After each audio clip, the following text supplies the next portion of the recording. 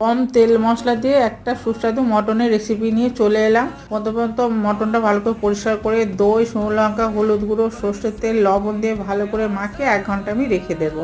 একটা প্যান বসিয়ে দিলাম, তাতে অল্প সর্ষের তেল দিলাম, দিয়ে গোটা জিরে, ধনে, মরিচ, তেজপাতা, 2টো শুকনো লঙ্কা, গোটা গরম মশলা, রসুন, আদা, কাঁচা লঙ্কা, পেঁয়াজ, টমেটো, ধনে পাতার কিছু ডাঁটি দিয়ে ওটা ভালো করে ভেজে নেব। নিয়ে ঠান্ডা হয়ে গেলে পেস্ট বানিয়ে নেব।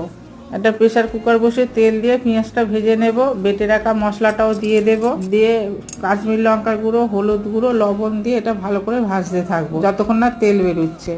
একটু জল দিয়ে ভালো করে মশলাটা কষে মাংসটা তুলে দেব।